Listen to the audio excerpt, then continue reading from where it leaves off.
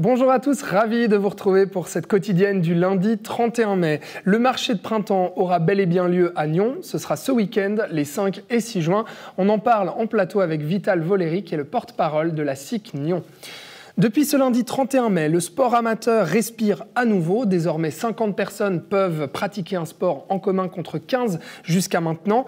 Des assouplissements réjouissants pour l'US Terre Sainte qui peut reprendre ses matchs. En revanche, du côté du Volley Club La Côte, seuls les entraînements peuvent continuer. Ils sont nos invités tous les deux en plateau. En culture, la ville de Gland a lancé sa campagne de bourse de soutien aux artistes locaux pour 2021. L'organiste Tommaso Mazzoletti était l'un des lauréats de cette bourse l'année passée. Il nous raconte quel projet il a pu concrétiser grâce à cette aide.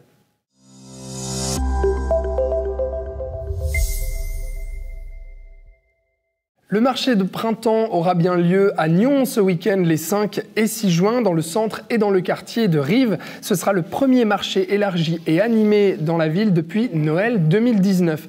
Une réjouissance pour les commerçants nyonnais, pour le public et aussi pour les organisateurs. Bonjour Vital Voleri. Bonjour Alexandre. Alors vous êtes porte-parole et coprésident de la Société industrielle et commerciale de Nyon qui organise du coup ce marché de printemps. Je le disais, pas de marché animé et agrandi depuis 2019, donc on imagine un grand soulagement et une réjouissance. Exactement. Le dernier grand événement en extérieur a eu lieu en fait pour Noël 2019. Après on a été plombé par ce que l'on sait. Ouais. Donc c'est vrai que de pouvoir organiser un week-end de fête, un week-end un peu à marché élargi le 5 et 6 juin, donc nous réjouit et je pense la population également. Ouais, la population, les commerçants, voilà, comme je l'ai dit. Alors, cette fois-ci, en raison des restrictions, donc vous proposez cela principalement aux commerces et entreprises nyonnaises et aux associations de la région, contrairement à d'habitude, c'est ça, vous vous centrez principalement sur les commerçants nyonnais. Exactement, vu qu'en fait, il y a comme une surface en fait, que l'on peut utiliser, c'est vrai qu'il y aura environ 5 mètres à mettre entre chaque commerce et entre chaque stand. Donc, pour ces raisons de mesures sanitaires, on était obligé de dire prioritairement en fait, oui aux commerces, entreprises et aux exposants nyonnais. Parce que vous avez dû limiter le nombre d'exposants. Exactement, tout à fait, ouais, c'est juste. Ouais. Ils sont de combien à peu près? Alors, nous aurons donc le marché habituel du samedi matin, ils sont environ 27, je crois. Ouais. On a reçu déjà 35 inscriptions de la part des commerçants qui seront donc devant leur devanture, et puis les associations, quelques-unes se sont inscrites pour faire également donc un peu d'activité. Et puis il y aura également ce qu'on appelle également donc, le sport et la culture qui sera fait par différents groupes aussi. Voilà, des animations le dimanche et puis le samedi, donc ce marché animé et puis en extérieur. Quelles sont les autres restrictions à part les distanciations entre les emplacements? Quelles sont les autres restrictions à respecter? Et est-ce que les assouplissements du Conseil fédéral qui rentrent en vigueur aujourd'hui ont changé quelque chose? Oui. Principalement au niveau de tout ce qui sera donc place assise pour manger, donc on sera en fait vraiment dans un régime de restaurateur extérieur, donc on aura droit à 6 places, donc les gens devront tous s'inscrire. Également nous avons qu'on appelle ça l'obligation d'avoir en fait partout dans le marché le masque, et puis également donc il y aura des gels qui seront placés à différents endroits, donc on va beaucoup investir pour en fait justement assurer que les mesures sanitaires soient prises, et puis après la population maintenant elle réflexe, joue le jeu, donc on est confiant. Donc la nouveauté depuis aujourd'hui, c'est cette consommation de nourriture qui est possible. Voilà, exactement. Sera possible ce week-end. Ouais, il n'y aura pas de consommation de nourriture de la part des stands en fait, durant ce marché, étant donné qu'en fait, nous ne voulons pas faire concurrence aux restaurateurs. Par contre, il y aura 4 bars différents, dont le principal, je vous invite tous à venir, le bar La SIC, qui sera à la place Saint-Martin. Très bien. Alors avec du vin d'un vigneron de la région. En plus, ça rime, c'est bien. Et d'ailleurs, parce que vous parlez de ça, vigneron de la région, commerçant de la région, c'est vrai que le but de ce marché de printemps, et puis prend tout son sens avec cette période Covid qu'on a connue, à savoir reconnecter finalement les commerçants du coin avec la population. Exactement, tout à fait. C'est un de nos vœux principal, en fait, que l'on puisse à nouveau ressortir. On le remarque, en fait, moi je suis donc commerçant, et c'est vrai que depuis comme quelques temps, on remarque, même derrière les masques, mais lorsqu'on voit les gens dans la rue, les gens ressourient beaucoup plus, les gens sont beaucoup plus décontractés. Moi je regarde assez souvent les informations, quand je vois le visage de Bercé entre en fait, mars 2020 et le Bercé qu'on a vu à l'hôtel Journal hier soir, on a dû passer une étape, je pense. Ouais. Donc là, effectivement, il y a du nouveau, il y a du beau temps. On croise les doigts aussi pour le temps de ce week-end week-end? Alors ça, c'est pas ce qu'on peut en fait nous maîtriser. Ouais. Exact, maîtriser, parce que là, il y a 10 jours en arrière, on était tous en fait euphoriques, c'était censé être une journée ensoleillée, et puis là, on dirait que les orages s'approchent. Bon, écoutez, en fait, on va quand même aller jusqu'au bout. Donc, Vital Voleri, ce soir, il y aura le conseil communal de Nyons qui se réunira pour voter certains préavis, dont celui exceptionnel au sujet des bons solidaires offerts par la municipalité. Le conseil communal va devoir voter sur cette demande de prolongement de cette mesure avec un crédit supplémentaire de 350 000 francs. Qu'est-ce que vous pensez de ces bons solidaires? Quelle est leur utilité pour les commerçants, les restaurateurs nyonnais? Très bien. En fait, la première vague, on va prendre un mot qu'on utilise beaucoup, donc de ces bons a été très bien utilisé. On a reçu beaucoup de gens qui ont acheté.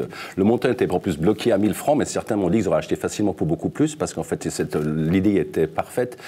Donc, nous, on pense que ça va sûrement être voté oui ce soir. Et après, c'est vrai qu'au niveau du timing, c'est parfait, parce que nous, les commerçants, on a un peu profité des premiers bons qui ont été émis avec justement donc, cette subvention. Et maintenant, les restaurateurs ouvrent aujourd'hui et on vote une deuxième tranche. Ça me semble génial. Donc tout le monde va pouvoir profiter un tout petit peu de ceci. Et je pense qu'en fait, la population et nous, les commerçants, tout le monde en fait, sommes très heureux de cette initiative. Effectivement, il y a eu un grand succès, hein, parce que sur 1 million de valeurs générées, apparemment plus de 500 000 francs ont déjà été dépensés avec ces bons. Comment ça marche ? Les bons. Alors c'est assez simple, vous pouvez acheter les bons sur Internet, d'accord. Donc après également, on peut aller les chercher en fait à la municipalité. Et après, nous en tant que commerçants, on a uniquement en fait à scanner ou mettre le numéro du bon. Donc 15% donc en fait sont de rabais pour la personne qui achète. Donc si on achète pour 100 francs, il va payer que 85 francs. Et nous pour 85 francs, donc payé par le consommateur, vu que c'est un bon de 100 francs, on a droit à 5 francs. Donc finalement en fait, il y a un ratio entre les deux. On fait un peu de mathématiques, pas trop long, on peut pas ennuyer les gens. Ça, c'est lundi. Donc voilà. Donc ce qui veut dire que finalement tout le monde est gagnant, c'est du win-win pour tout le monde. Ouais, d'accord. Et est-ce qu'on pourra les utiliser, ces bons, au marché de printemps ou pas? Alors vous me posez une bonne question, je pense oui. Mais théoriquement, c'est vrai. Mais bon, je vois mal comme quelqu'un arriver pour prendre un verre de vin de la région, en fait, justement, payer pour le prix de 4 francs avec un bon. Ouais. Tout le monde pourra le faire. C'est vrai que si vous achetez 10 bouteilles, c'est possible. Mais dans certains cas, il faut quand même downloader l'application. C'est possible, mais en fait, je ne pense pas que ce sera une priorité. Ouais. On a parlé donc de ce marché de printemps avec vous. Au sujet des marchés hebdomadaires aussi, j'aimerais vous entendre là-dessus, parce que toujours au sujet de ce conseil communal qui a lieu ce soir à Nyons, il y a un autre préavis avec une demande de crédit de 120 000 francs pour redynamiser le marché du samedi à Nyons. Bonne nouvelle pour la SIC, potentiellement, puisque apparemment il y aurait une demande de gouvernance qui aurait été proposée à la SIC. Qu'en est-il ? Donc c'est tout à fait exact. On a donc rencontré les services de la ville de Nyons pour reprendre une partie de la gestion du marché du samedi matin. Donc nous sommes en fait actuellement en discussion, mais en fait discussion bien avancée. Donc on va certainement reprendre. C'est du travail, donc il y a encore un cahier des charges, il y a quand même pas mal de choses à faire. Un des maîtres mots qui était donc utilisé, c'est qu'en fait tout le monde veut un marché convivial, durable et local. C'est-à-dire que l'on veut à nouveau privilégier évidemment les gens de la région. On veut également que ce soit quelque chose en fait dans la durabilité, également en fait dans la partie écologique, et puis la partie conviviale. On veut essayer d'amener, et nous on aura certainement comme dans le marché du printemps, une buvette. Et il y aura des stands d'animation, peut-être pas tous les samedis parce que c'est un peu compliqué, mais il y aura également des stands d'animation avec des groupes de la région, des chanteurs de la région, etc. Donc peut-être même des performances. Donc c'est vrai que la ville de Nyons essaye de mettre en place quelque chose qui soit plus proche d'un vrai marché et pas seulement en fait on s'installe et on vend des légumes. Ouais, donc qu'est-ce qu'il y a besoin au final d'être redynamisé? Parce qu'il me semble qu'il y a aussi une recherche de nouveaux exposants qui a été demandée. Hein. Tout à fait. Sauf erreur, actuellement ils sont une trentaine et puis en fait on doit arriver à une quarantaine au niveau des places. Alors également, l'un des points qui sera important, c'est que la place Bel Air sera le point principal, donc sera le point central du marché. Donc bon, actuellement on est tous un peu éclatés pour des raisons de mesures sanitaires, mais c'est vrai qu'une des envies, des décisions serait que la place Bel Air soit le centre, et après, en fait, comme un escargot, que l'on mette autour tous les différents exposants pour avoir beaucoup plus de proximité. Ouais. Et quel rôle aura la SIC, justement, dans cette gérance? Alors, la SIC aura le rôle de s'assurer que tout fonctionne bien. Donc, il faudra bien séparer les choses. La partie logistique, la partie, en fait, légale, donc, sera toujours par la police du commerce, ça c'est normal, donc ils ont quand même leurs prérogatives par rapport à tout ça. Nous serons beaucoup plus ici pour aider les commerçants, les exposants à s'installer. Après, donc, on va animer le bar, on va également en fait, s'assurer que les différents différentes prestations, performances musicales ou culturelles se fassent bien. Et puis à 2h l'après-midi, on rentre tout et on rentre à la maison. Non, je rigole, après on va dans le commerce, on découvre des environs. Donc, le but, c'est qu'à nouveau, la population se retrouve en fait dans un marché convivial, durable et local. Donc, a priori, ce préavis devrait être voté oui, selon vous, ce soir? Je pense que oui, on est comme pas mal en fait, déjà en avance sur la préparation de tout ça. Donc, je pense qu'il y a beaucoup de chances que ce soit positif. D'accord, alors on suivra ces deux préavis dont je viens de parler au Conseil communal de Nyon. Un dernier petit mot sur la SIC qui organise ce 24 juin les jeudis de la SIC. Qu'est-ce que c'est? Alors, ça fait partie des actions que la SIC met en place. Donc, on en a un portefeuille entier, on a en fait un sac plein.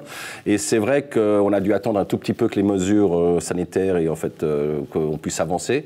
Et il est vrai que nous allons mettre en place tous les derniers jeudis de chaque mois ce qu'on appelle les jeudis de la SIC. Ça va se passer chez un de nos membres.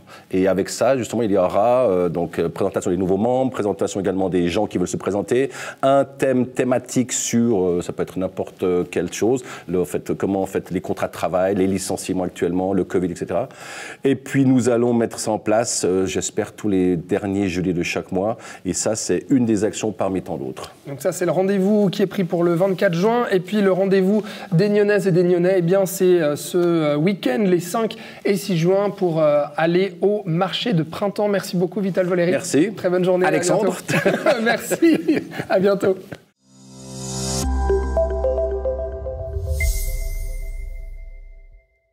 Le Conseil fédéral a à nouveau lâché du lest dans la gestion de la pandémie et le sport est évidemment lui aussi concerné. Depuis ce lundi 31 mai, les stades et autres salles de sport pourront accueillir un public allant jusqu'à 100 personnes à l'intérieur et 300 à l'extérieur, même pour ce qui est du sport amateur. D'ailleurs, voici un assouplissement qui compte beaucoup pour le sport amateur. Désormais, 50 personnes peuvent pratiquer un sport ensemble contre 15 jusqu'à maintenant, ce qui change tout, évidemment, pour certains sports et certains clubs.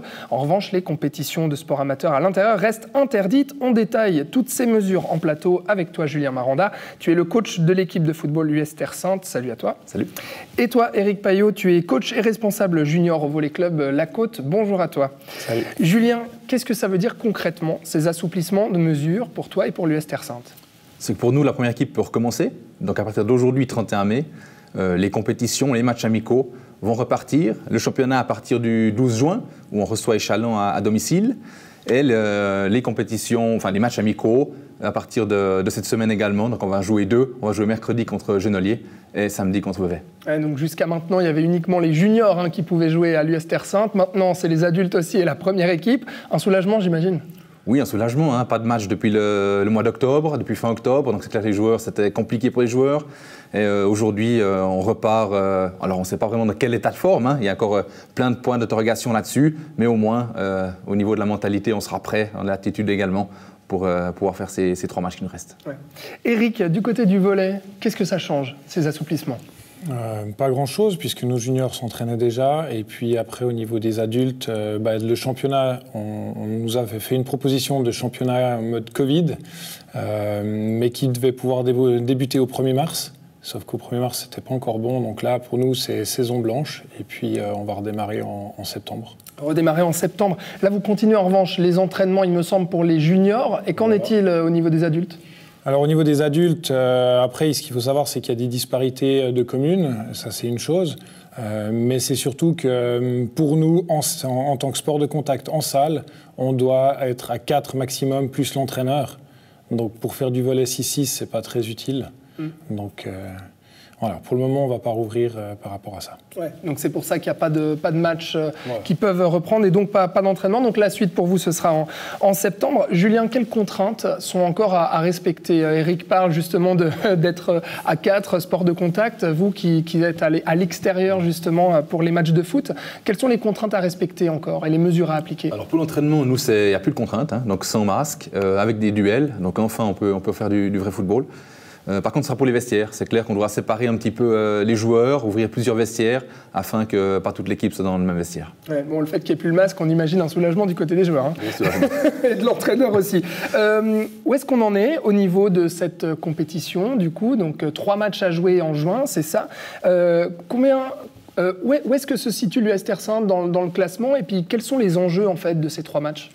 on est au milieu de tableau, on a 7 équipes encore derrière nous, des confrontations directes dans le bas de tableau, donc normalement on ne risque rien, mais ce serait quand même bien de prendre des points sur les premiers matchs afin de ne pas se retrouver tout d'un coup en danger. Ouais.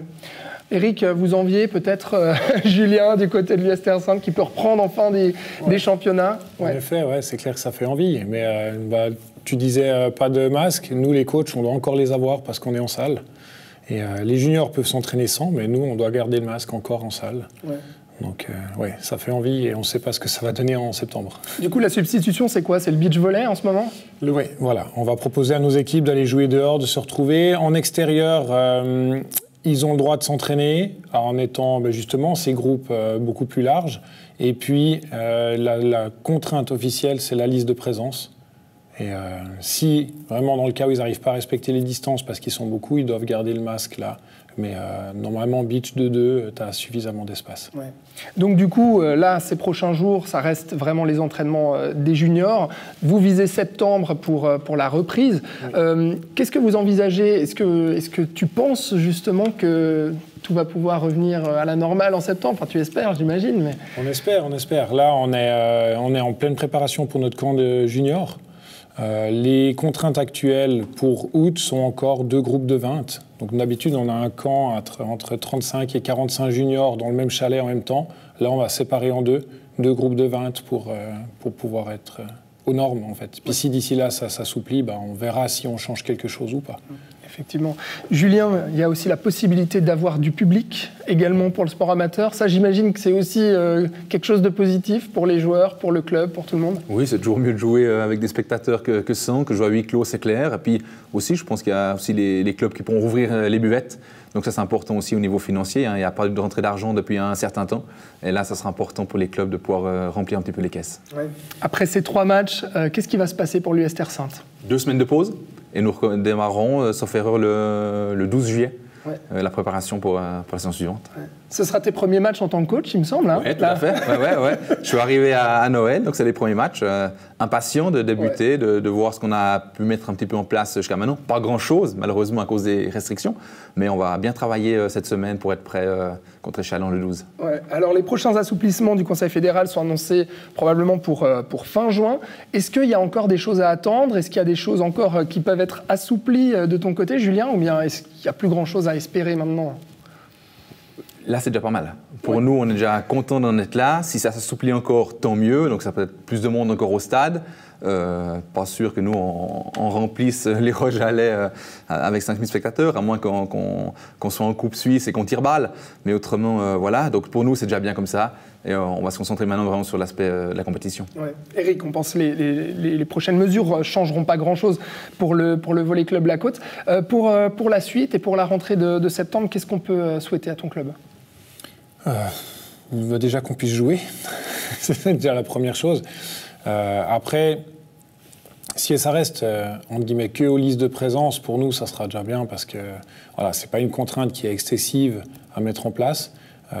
Après, on espère pouvoir rouvrir et puis faire des matchs. Cette année, on a quand même pu faire, avec la première équipe, on a quand même pu faire 3 matchs, 2 de Coupe Suisse et puis 1 match de championnat. Donc, nous, on espère pouvoir redémarrer. Ouais, il y a eu de positifs avec les juniors aussi. Les juniors, ils ont eu énormément de temps de jeu, puisque pour le coup, toutes les plages étaient libres. Ouais. Donc nos M20, au lieu de s'entraîner 1 fois par semaine, ont pu avoir 2 entraînements, 3 après. Les M17 aussi. Donc voilà, tous les moins de 15, ils ont pu s'entraîner toute la saison, en récupérant des plages horaires. Donc pour eux la progression était très forte. Et après, ça ne remplacera pas la compétition, mais on a quand même pu jouer avec les jeunes en championnat Covid. Voilà. Et pour ça, c'est du positif. Un peu de positif à prendre pour justement préparer la suite à partir de septembre. Merci beaucoup Eric et merci Julien d'avoir été avec nous pour détailler toutes ces mesures. Et puis du coup, on va suivre la compétition du côté de Terre Sainte. Et puis on reviendra en septembre vers toi alors. Ça va. Merci. Merci beaucoup. Bonne journée. Merci.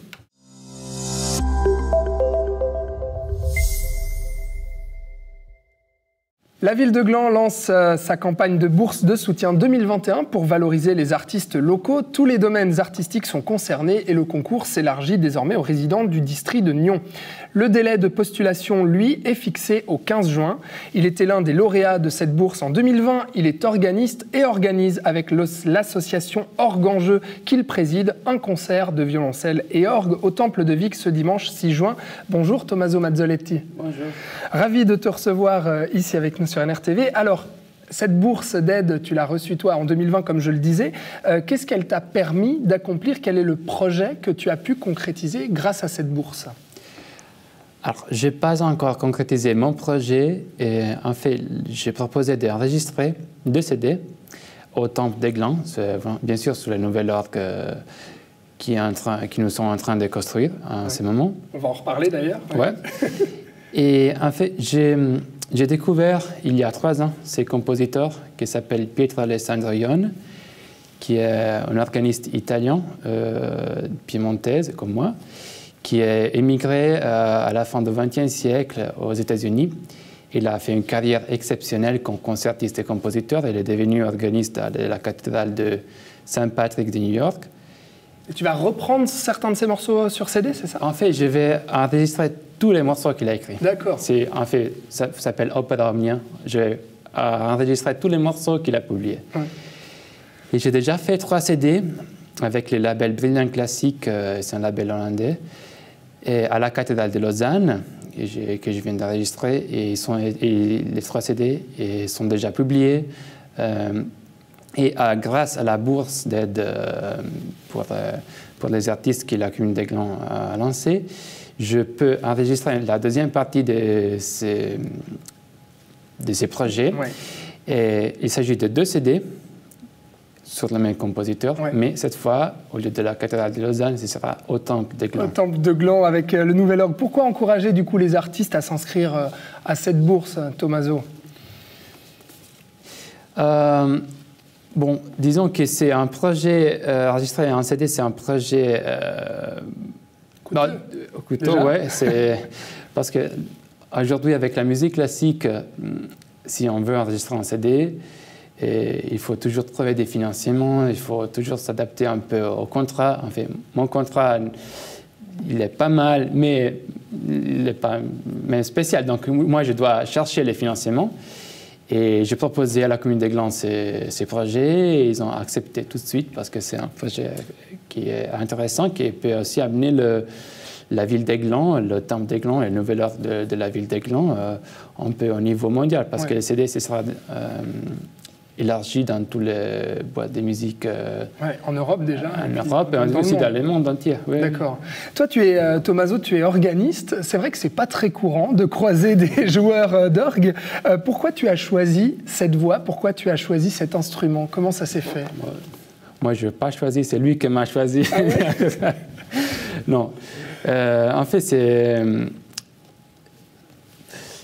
À 2 ans, en fait, on commence d'avance. J'avais commencé le piano à 6 ans, parce que ma mère jouait le piano, elle m'avait, forcé à faire de la musique. D'accord. Comme ça arrive avec les enfants d'habitude. Et moi, je n'aimais pas le piano. À 10 ans, j'ai arrêté, je voulais jouer au foot, je voulais faire autre chose, et voilà. Et à 12 ans, j'ai rencontré par hasard l'organiste de la cathédrale de ma ville, Novara, en Italie. Il m'a montré l'orgue, qu'est-ce qu'il peut faire, qu'est-ce qu'il peut jouer, voilà. Et de ce moment-là, j'ai décidé, bon, je vais être moi aussi organiste, comme lui. C'est quoi? C'est les sonorités qui t'ont plu? C'est le gigantisme de l'instrument? C'est quoi? Je sais pas, c'est un peu les 3 peut-être. Voilà, je suis vraiment tombé sur cet instrument. J'ai décidé, voilà, c'est ma vie, voilà. Ouais. Et mes parents se souviennent encore que je suis rentré dans la voiture et j'ai dit, je vais être organiste. C'est comme ça. Comme ça, j'ai décidé, j'ai jamais plus changé d'idée. Voilà, parfois, c'est comme ça. D'accord. Tommaso, l'orgue, effectivement, tu le dis, c'est toute ta vie. C'est vrai que tu es engagé dans la rénovation de l'orgue du Temple de Gland, un budget qui a été fixé à 1,5 million de francs. Ça en est où aujourd'hui avec les travaux de rénovation? Alors, les travaux, ils sont presque finis. toute la nouvelle partie, en fait, il faut dire d'abord que l'ancien orgue, il avait 18 jeux, 18 sonorités, c'était plutôt coincé dans le répertoire baroque. Et maintenant, cet orgue, il a 52 jeux, il a passé de 70 à plus de 2000 tuyaux, donc il a plus que doublé sa taille. Donc, on a fini ce moment-là, on a fini les montages de la nouvelle partie, on a installé la console. En fait, l'orgue sera jouable depuis une console de la nef en bas. C'est ça, au parterre, au lieu de jouer à... Oui, sur la carte, oui. Et maintenant, on est en train de restaurer comme l'ancienne partie qu'on a gardée parce qu'elle était franchement pas mal. Et semaine prochaine, on commencera le travail d'intonation de l'instrument. Donc là, ça veut dire qu'on va choisir comment faire jouer cet instrument. Et là, une fois que ce travail est fait, c'est fait pour des siècles. Disons que ça, donc c'est un travail délicat qu'il faut suivre avec attention et ça prendra encore un mois et demi de travail. D'accord. Donc l'inauguration, elle est prévue à peu près pour novembre, c'est ça? Donc novembre. Fin d'année, hein? Oui, 20 novembre. 20 novembre, ouais. D'accord. Ok. Donc, ce sera les week-ends de 20 et 21 novembre cette année. Et il me semble, tu me disais hors caméra tout à l'heure, que les tuyaux doivent se reposer un moment, c'est-à-dire qu'une fois que les travaux sont finis, avant de jouer dessus, sur cet orgue, il faut que l'orgue s'adapte au temple. Oui, alors, plus que le tuyau, c'est plutôt la partie en bois. En fait, tous les bouffées de l'instrument où les tuyaux sont posés, c'est tout en bois. Et bien sûr, ici, on a un climat un peu sec. Voilà. Il faut faire attention parce que le bois bouge, s'agrandit, et ça peut créer des problèmes. C'est tout à fait normal. Donc, le facteur d'orgue nous a demandé d'attendre 3-4 mois avant de faire les concerts d'inauguration parce que voilà, c'est un instrument magnifique et très bien construit, mais il peut avoir des soucis. Comme un Ferrari peut avoir des soucis, même cet instrument. Voilà. Donc, ce sera une période de rodage sur laquelle je jouerai cet instrument. Pour fermer. Avant d'enregistrer le CD ensuite, c'est ça? Oui, exactement. Très bien. Et du coup, on le rappelle quand même, tu l'as dit, vraiment un élargissement des gammes de cet instrument qui va permettre de vraiment s'accaparer tous les répertoires au-delà du baroque, justement, et toi, de pouvoir vraiment t'accaparer plusieurs styles. Aussi, c'est vraiment unique. Il me semble que ce sera vraiment des sonorités apparemment jamais entendues en Suisse, hein. Oui, il faut dire que l'orgue n'est pas un instrument comme le piano et le violon, qui sont, disons, entre guillemets, standards. Voilà. Et l'orgue, il peut changer toujours, il peut changer la taille, la dimension, il peut changer les sonorités, les jeux. Et il y a des jeux qui sont très connus, par exemple aux États-Unis, en Italie, en Angleterre, qui ne sont jamais arrivés en Suisse. Et c'est la première fois qu'on a ce type de jeu en Suisse. Et là, c'est vraiment quelque chose de très original de cet instrument. Et ce sera à gland. Et ce sera à gland, oui, en plus. Voilà. Et oui, en fait, aussi la façon qu'on peut le jouer de façon mécanique à haut ou électrique en bas avec une console en face du public, c'est unique dans les cantons de Vaud parce qu'il n'y a que la cathédrale de Lausanne qui a ce système-là aujourd'hui. Donc, Gland, l'orgue de Gland, ça va être un des plus importants entre Genève et Lausanne. Donc, et le but, c'est aussi de créer un pôle musical pour attirer des gens, des organistes, pour enregistrer des CD, pour faire des masterclass, pour organiser des concours. Donc, avoir vraiment un instrument de compétition. Oui, c'est ça, effectivement, un instrument de compétition. Alors avant justement que cet orgue puisse prendre sa place au temple de Gland, eh bien avec ton association Orgue en Jeu, dont tu es le président, vous organisez des concerts, vous avez organisé pas mal de concerts dans différents endroits et différents temples de la région, et notamment ce 6 juin, donc ce sera ce week-end, eh bien vous organisez un concert d'orgue au temple de Vic. Qu'est-ce que c'est ce concert ?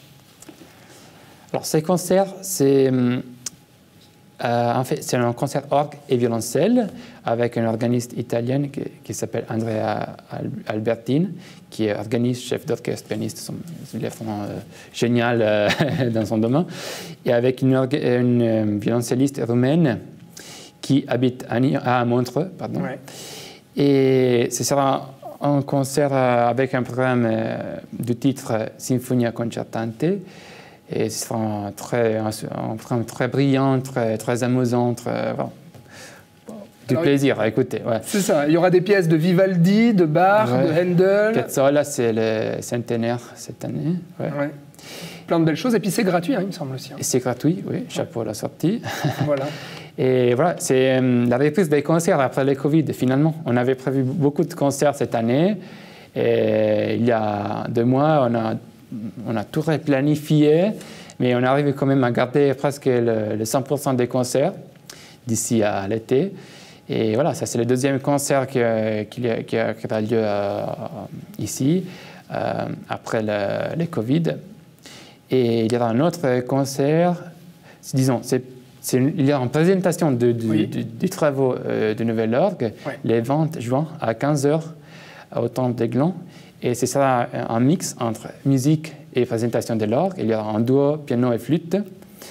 Et moi, que je présenterai les travaux de l'orgue. On ne pourra pas encore entendre cet instrument, mais on pourra voir les images, on pourra les visiter, on pourra entrer dedans l'instrument parce que c'est énorme. Donc on pourra voir les tuyaux de tout près, voilà. Ouais, donc pas mal de belles choses, effectivement. Alors du coup, le 6 juin, eh bien, vous avez rendez-vous au Temple de Vic pour ce concert orgue et violoncelle. Et puis le 20 juin, du coup, au Temple de Gland avec toi, Tommaso Mazzoletti, voilà, pour visiter donc l'avancée des travaux de rénovation de l'orgue de Gland. Merci beaucoup d'avoir été avec nous. C'était un vrai plaisir. Merci beaucoup. À bientôt, Tommaso. À bientôt.